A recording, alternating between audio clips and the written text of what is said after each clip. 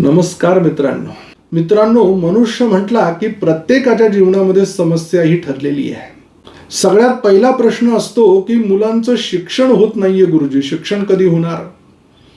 शिक्षण अनेक अडथळे येत आहे. परिपूर्ण करतोय, अभ्यास करतोय, लक्षात राहत नाहीये, प्रयत्न करतोय, परिपूर्ण होत नाहीये.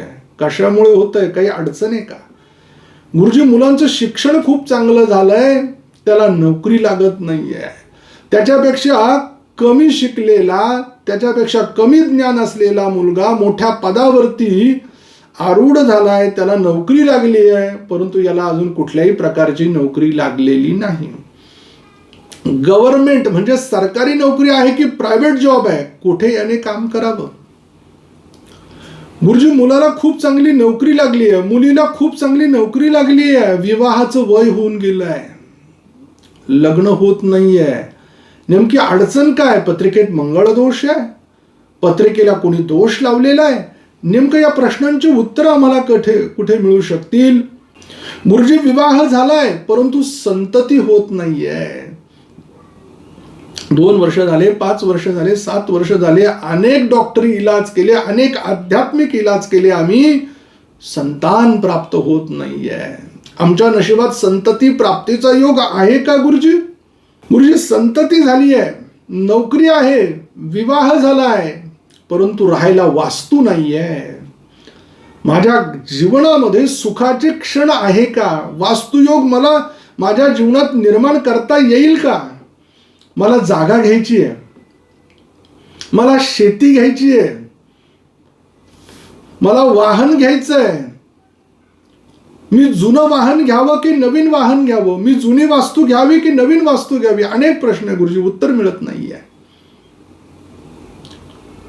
याचबरोबर गुरुजी, मला विदेशात जायचं आहे, मी परदेशात व्यवसाय करावा की नोकरी करावी? की मी मायदेशी राहून व्यवसाय करावा की नोकरी करावी?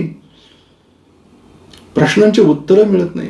गुरुजी, मी विजासाठी अप्लायकेशन केलेलं आहे, परदेशात मला जायचं आहे, तिकडच्या देशाचं नागरिकत्व मला मिळणार आहे का? तिकडच्या देशात राहण्यासाठी मला संमती मिळणार आहे का? असे अनेक प्रश्न आहेत.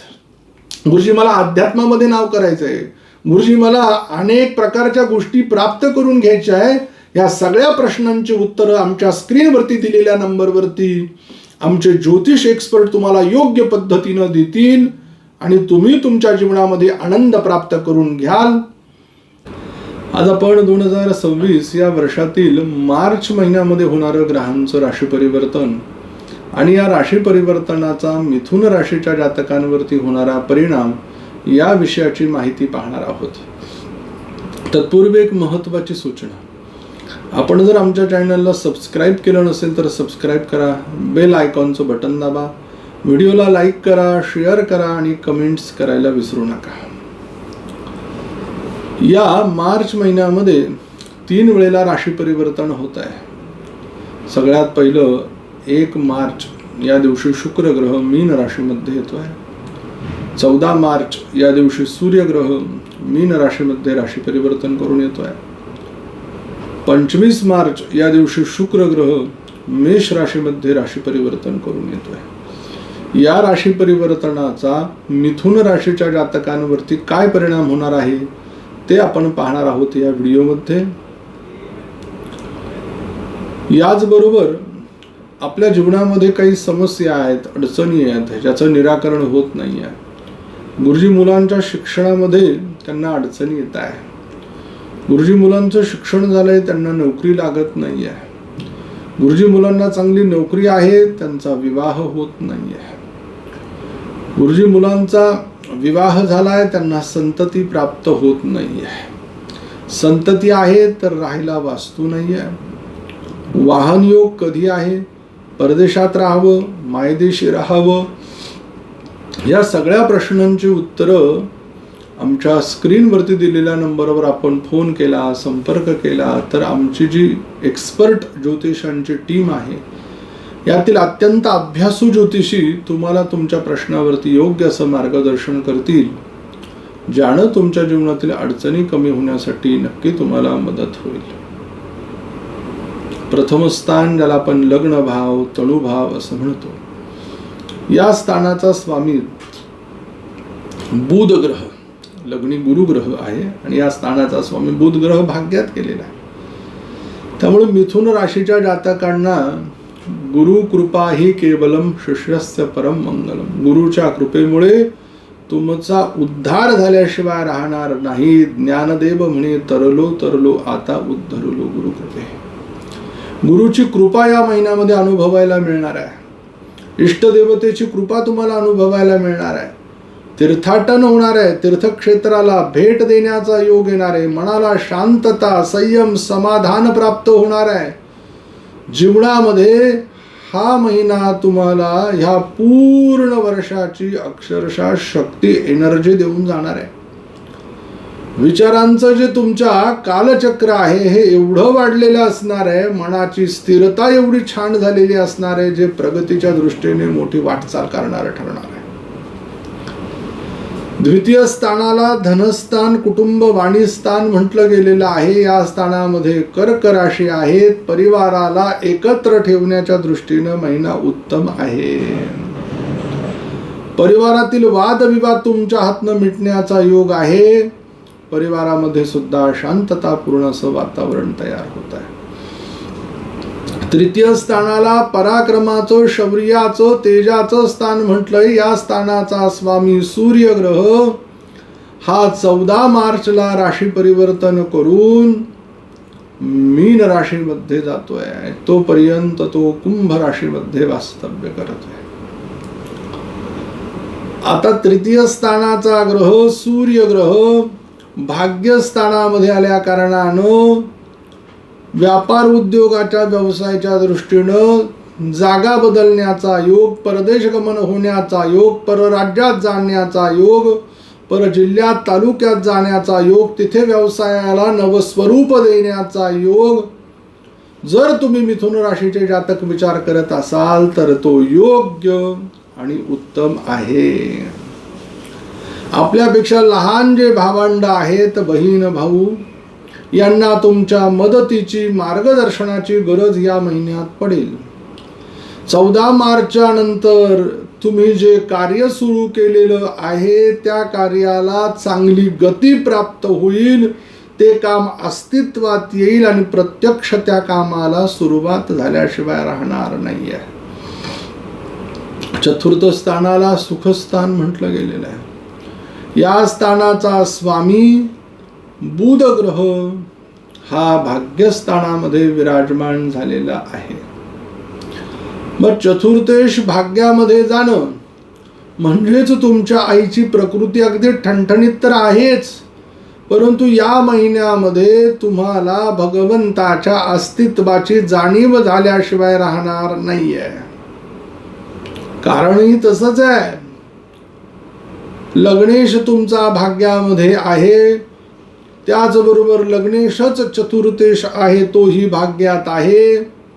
पराक्रम स्थानाचा ग्रह हा 14 मार्च पर्यंत भाग्यामध्ये आहे. यामुळे जे म्हणून तुम्ही काही कार्य हातात घेताय, ज्यांना वाहन घ्यायचं या महिन्यात अवश्य घ्या.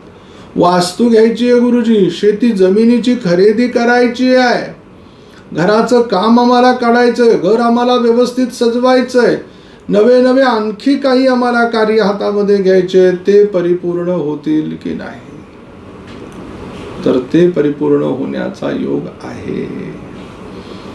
पंचम स्थानाला संतती स्थान म्हटलं गेलेलं आहे. या स्थानाचा स्वामी शुक्र ग्रह हा एकादश स्थानामध्ये म्हणजे लाभस्थानामध्ये आहे. हे शिक्षणाचंही स्थान आहे. संतती प्राप्तीच्या दृष्टीनं मिथुन राशीच्या जातकांसाठी हा महिना उत्तम आहे. विद्या अभ्यासामध्ये प्रगतीच्या दृष्टीनं उत्तम आहे. ज्या जातकांना शेअर मार्केटमध्ये करिअर करायचं त्यांच्यासाठी सुवर्ण संधी आहे. ज्या जातकांना लॉटरीचं तिकीट काढायचं त्यांच्यासाठी सुद्धा हा पंचमेश लाभात आहे. षष्ठाला रोगस्थान म्हटलं गेलेलं आहे. या स्थानाचा स्वामी मंगळ ग्रह हा तुमच्या भाग्यस्थानामध्ये विराजमान आहे. षष्ठेश भाग्यात म्हणजे रोग प्रतिकारक क्षमता चांगली आहे. शुद्ध हवेमध्ये तुमचा काळ व्यतीत होण्याचा योग आहे. आरोग्य अत्यंत उत्तम आहे. आप्तेष्ठ मित्र नातेवाईक प्रेमाची आपल्याला साथ देताना दिसताय. मातृ घराण्यातील लोकांचं विशेष प्रेम प्राप्त करून घेतलंय. मित्रांना सुद्धा तुमच्यासाठी धावत येण्याच्या दृष्टीने तुम्ही जे काही पूर्वी पेरलेलं होतं ते आता उगताना दिसतंय. सप्तम स्थानामध्ये धनु राशी आहे. स्वामी गुरु ग्रह लग्नात आहे. सप्तमेशाची सप्तमावर सप्तम दृष्टी आहे. विवाह जरी विलंबाने झाला परंतु धर्म आचरण करणारी पत्नी, धर्म आचरण करणारा पती प्राप्त होण्याचा योग आहे. अष्टम स्थानाला मृत्यू स्थान म्हटलं गेलेलं आहे. या स्थानाचा स्वामी शनी ग्रह हा दशम स्थानामध्ये आहे. आपण जे काही कार्य म्हणून हातात घेतलेले असतील, जे अगदी पटपट पूर्ण होत नव्हते, अचानक धनलाभाच्या दृष्टीने गुरुजी आता तरी योग आहेत का, तर नाही. कर्म करावं लागेल. कुठल्याही फ्री फुकटच्या पैशांची अपेक्षा करू नका. तुम्हीच तुमचं सगळं उभं करू शकता तेवढं व्यक्तिमत्व चांगलं आहे तुमचं. भाग्यस्थानामध्ये कुंभ राशी आहे. त्याचा स्वामी शनीच आहे. तोही दशमात आहे. भाग्याला कर्माची जोड मिळाल्यामुळे तुम्ही जो काही व्यवसाय सुरू केलेला आहात त्यामध्ये काम तुम्हाला करत राहावं लागणार आहे. त्या दृष्टीनं तुमच्या कामाचा व्याप वाढणार आहेत. विशेष करून जे जातक सिव्हिलच्या संदर्भामध्ये, बिल्डिंगच्या संदर्भामध्ये, जमीन खरेदी विक्री असेल, कन्स्ट्रक्शनचा व्यवसाय असेल, बिल्डिंग मटेरियलचा व्यापार असेल, IT क्षेत्रातील इंजिनियर असतील, यांच्यासाठी चांगली संधी या निमित्तानं प्राप्त झाली आहे शनी महाराजांच्या दशमात येण्यानं. आणि दशमेश गुरु हा तर केंद्रामध्येच आहे आणि लग्नी आहे. आणि विशेष म्हणजे या गुरुची जी 3 दृष्टी असते, पहिली पंचम दृष्टी पंचमावर, सप्तम दृष्टी सप्तमावर आणि नवम दृष्टी भाग्यावर आहे. या स्थानांना ऍक्टिव्ह केलंय. त्यांची अमृत दृष्टी आहे. त्यामुळं कर्माचा व्याप वाढतोय. राजकीय क्षेत्रामध्ये निवडणूक लढवण्याचा विचार करत असताल तर अवश्य लढा. यश तुमच्याकडे आहे. जमीन वाढवण्याचा विचार करताय तर अवश्य करा. कंपनीचं काम वाढवण्याचा विचार करत असाल तर अवश्य करा. व्यवसायाच्या प्रगतीच्या दृष्टीने अनमोल असा महिना आहे. एकादश स्थानामध्ये मेष रास आहे. स्वामी मंगळ ग्रह हा भाग्यामध्ये आलेला आहे. मग लाभेश भाग्यात येणं म्हणजेच काय, भविष्याच्या दृष्टीनं डिपॉझिट करणं. पैशांचे असेल, विचारांचे असेल, दागदागिन्यांचे असेल, जमिनी खरेदीचे विचार असतील तर अवश्य ते परिपूर्ण होणार आहे. घरातील ज्येष्ठांचं श्रेष्ठांचं मार्गदर्शन लाभणार आहे. मित्र असेल, भाऊ असेल, बहीण असेल, आई असेल, वडील असेल, काका असेल, अनेक सगळ्यांच्या दृष्टीनं तुम्ही एक अत्यंत हुशार व्यक्तिमत्व असलेला व्यक्ती आहात आणि सगळ्यांचा विश्वास तुम्ही संपादन केलेला आहे. व्ययस्थानामध्ये वृषभ राशी आहे. या स्थानाचा स्वामी शुक्र ग्रह हा 1 मार्चला मीन राशीमध्ये येतो आहे आणि 25 दिवस तिथे राहिल्यानंतर तो लाभामध्ये जातोय. मग व्ययेश हा जर दशमामध्ये आला तर अशा जातकांना परदेशातनं मोठ्या प्रमाणात धनप्राप्ती करून मायदेशी मोठा व्यापार सुरू करण्याच्या दृष्टीनं हा योग अत्यंत उत्तम, शुभ, लाभप्रद मानलेला आहे. मिथुन राशीच्या जातकांसाठी शुभ दिवस 5 तारीख, 6 तारीख, 24 तारीख, 25 तारीख, 26 तारीख आहे. आपल्यासाठी अशुभ दिवस 2 तारीख, 3 तारीख, 28 तारीख, 29 तारीख आहे. आपल्यासाठी शुभ अंक 6 आहे. शुभ रंग आपला केशरी आहे. मंत्र देतो, त्या मंत्राचं पठन करा. पत्रिकेतील अशुभत्व कमी होईल, शुभत्व प्राप्त होईल. मंत्र आहे ओम तुर्यायै नमः. लवकर भेटू आपण पुढील व्हिडिओमध्ये. तोपर्यंत सर्व प्रेक्षकांना नमस्कार.